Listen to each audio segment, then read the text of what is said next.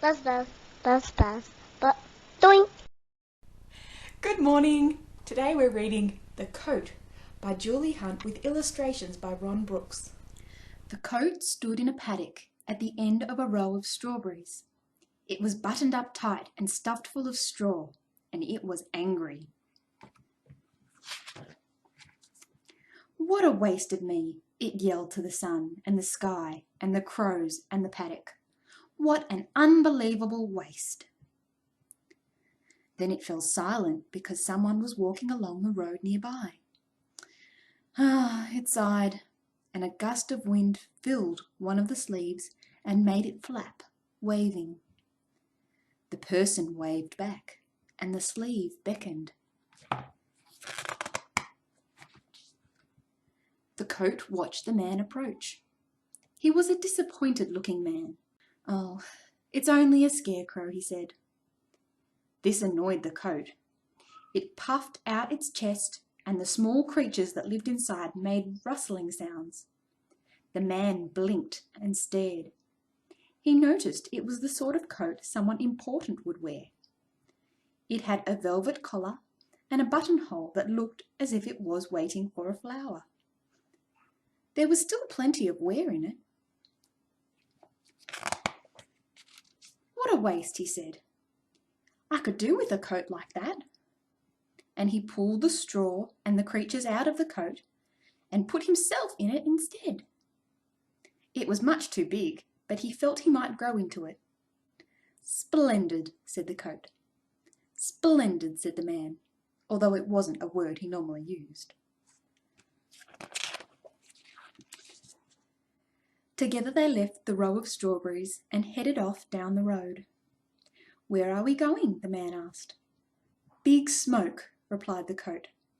"We have an appointment at 6 o'clock." "Big Smoke?" said the man. "That's a long way. We'll never make it." "Won't we?" replied the coat. It put out its sleeves and the wind filled them. The coat billowed out like the sail of a great ship. The man was carried along. He had never travelled so fast before. They went over the back roads and out onto the highway. They sailed across bridges and overpasses and swept through underpasses and tunnels. It was late afternoon when they arrived at the edge of Big Smoke. "Now where?" the man asked breathlessly. "Café Delizia on Viva Street," said the coat. They arrived at the Café Delizia just as the sun was setting. A doorman stood at the entrance. "Please go straight in," he said. "Your table is ready." The man sat down and ordered food he'd never heard of. He had tango zest and rare glissando. He had fresh duet, wild solo, and a grand finale of bass magnifico. "Splendid," he said at the end of the meal.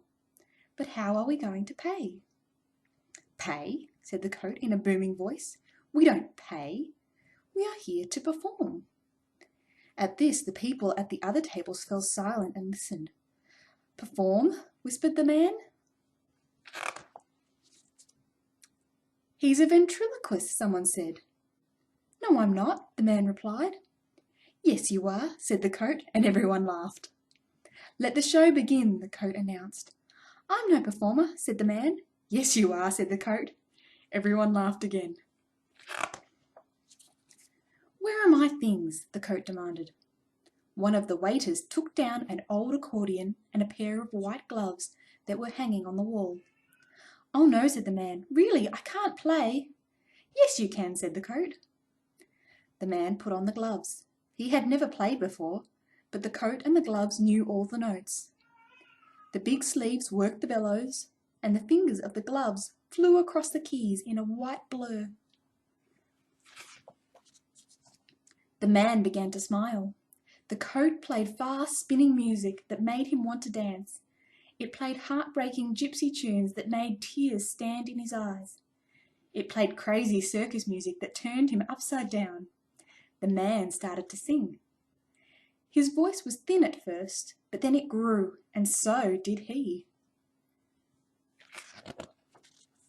The man sang a wild twirling song that made the guests leap onto the tables and dance among the crockery. He sang a long, sad song that made the audience lie on the floor and weep. He sang high-flying songs that turned the guests into acrobats. All night the coat played and the man sang. By the end of the performance, the coat fitted him perfectly. The audience went wild. "Bravo!" they cried. "Bravo! Bravo!" "Thank you!" cried the coat. "Thank you!" said the man. The man and the coat took a final bow and walked out of the Café Delizia to thunderous applause. "Where are you going?" the doorman asked. "When will you be back?" "Who knows?" said the man. "Who knows?" said the coat. And they strode off into the night.